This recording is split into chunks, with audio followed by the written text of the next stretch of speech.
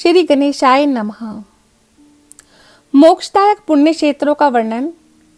काल विशेष में विभिन्न नदियों के जल में स्नान के उत्तम फल का निर्देश तथा तीर्थों में पाप से बचे रहने की चेतावनी। सूत जी बोले, विद्वान एवं बुद्धिमान महर्षियों, मोक्षदायक शिव क्षेत्रों का वर्णन सुनो। तत्पश्चात मैं लोक रक्षा के लिए शिव संबंधी आगमों का वर्णन करूंगा। पर्वत, वन और काननों सहित इस पृथ्वी का विस्तार 50 करोड़ योजन है। भगवान शिव की आज्ञा से पृथ्वी संपूर्ण जगत को धारण करके स्थित है। भगवान शिव ने भूतल पर विभिन्न स्थानों में वहां के निवासियों को कृपा पूर्वक मोक्ष देने के लिए शिव क्षेत्र का निर्माण किया है। कुछ क्षेत्र ऐसे हैं जिन्हें देवताओं और ऋषियों ने अपना वासस्थान बनाकर अनुग्रहित किया है, इसीलिए उनमें तीर्थ तत्व प्रकट हो गया है। तथा अन्य बहुत से तीर्थ क्षेत्र ऐसे हैं जो लोगों की रक्षा के लिए स्वयं प्रादुर्भूत हुए हैं। तीर्थ और क्षेत्र में जाने पर मनुष्य को सदा स्नान, दान और जप आदि करना चाहिए, अन्यथा वह रोग, दरिद्रता तथा मूर्खता आदि दोषों का भागी होता है।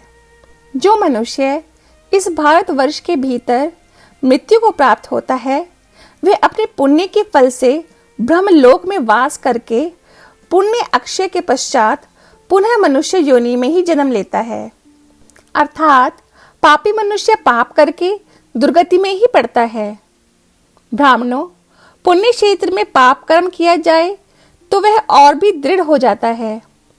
अतः पुण्य क्षेत्र में निवास करते समय सूक्ष्म से सूक्ष्म अथवा थोड़ा सा भी पाप न करें।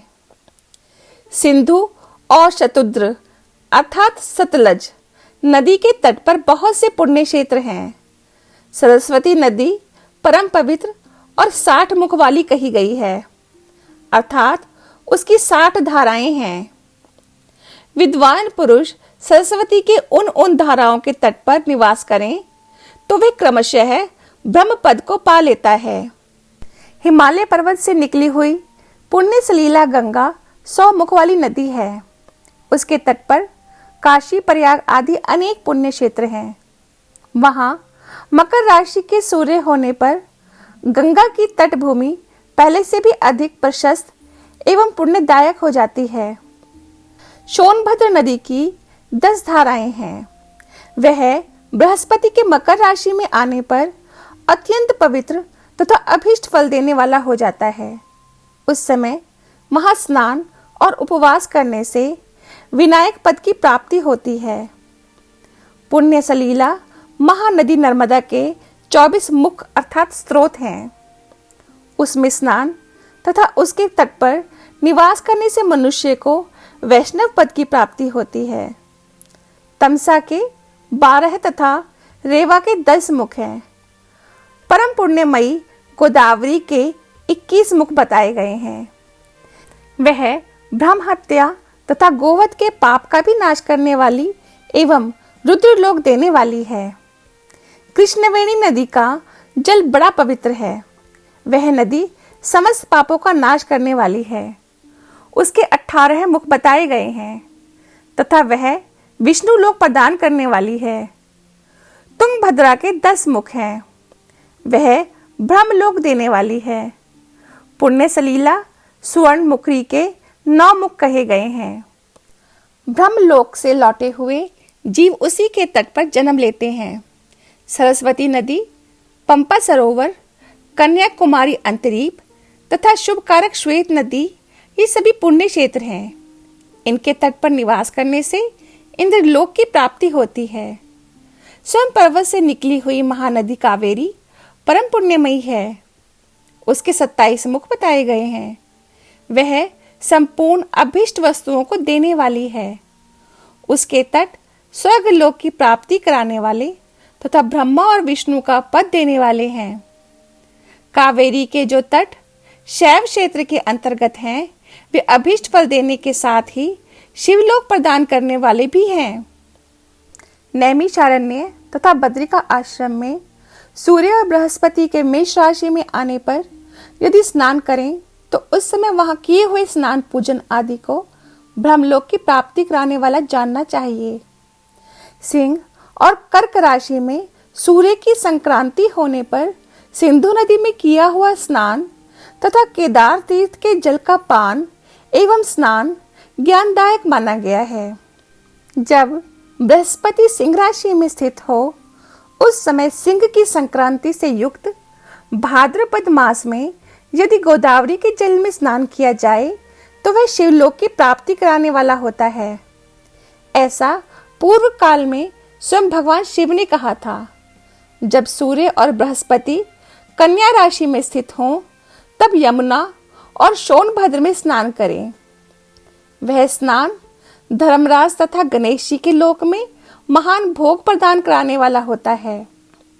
यह महर्षियों की मान्यता है।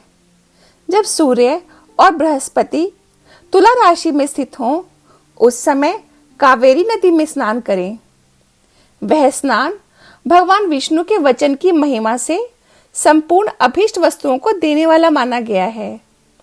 जब सूर्य और बृहस्पति वृश्चिक राशि पर आ जाएं, तब मार्गशीर्ष अर्थात अगहन के महीने में नर्मदा में स्नान करने से श्री विष्णु लोक की प्राप्ति हो सकती है।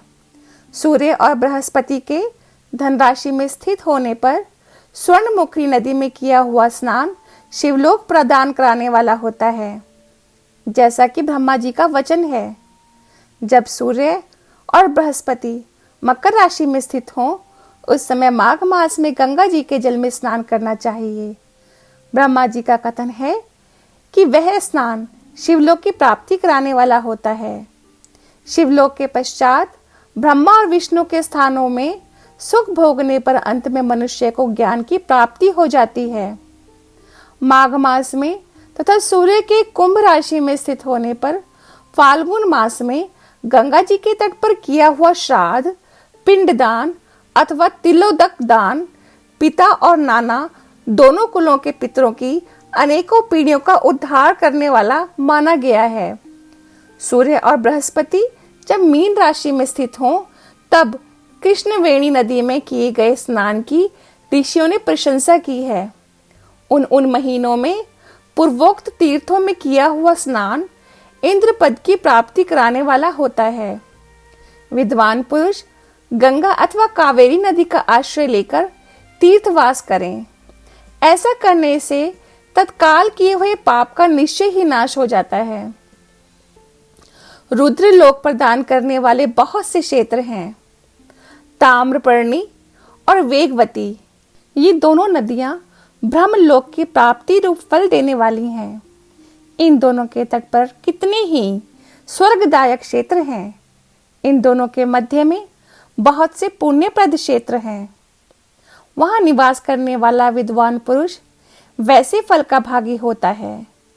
सदाचार, उत्तम वृत्ति तथा सद्भावना के साथ मन में दया भाव रखते हुए विद्वान पुरुष को तीर्थ में निवास करना चाहिए, अन्यथा उसका फल नहीं मिलता।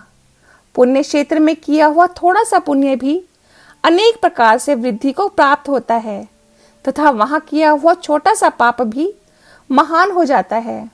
यदि पुण्य क्षेत्र में रहकर ही जीवन बिताने का निश्चय हो तो उस पुण्य संकल्प से उसका पहले का सारा पाप तत्काल नाश हो जाएगा, क्योंकि पुण्य को ऐश्वर्यदायक कहा गया है। ब्राह्मणों, तीर्थवास जनित पुण्य कायिक, वाचिक और मानसिक सारे पापों का नाश कर देता है। तीर्थ में किया हुआ मानसिक पाप वज्रलेप हो जाता है, वह कई कल्पों तक पीछा नहीं छोड़ता। वैसा पाप केवल ध्यान से ही नष्ट होता है, अन्यथा नहीं। वाचिक पाप जप से तथा कायिक पाप शरीर को सुखाने जैसे कठोर तप से नष्ट होता है। अतः सुख चाहने वाले पुरुषों को देवताओं की पूजा करते और ब्राह्मणों को दान देते हुए पाप से बचकर ही तीर्थ में निवास करना चाहिए। पहली विद्वेश्वर संहिता का 12वां अध्याय समाप्त। जय गुरु जी, जय शिव शंकर।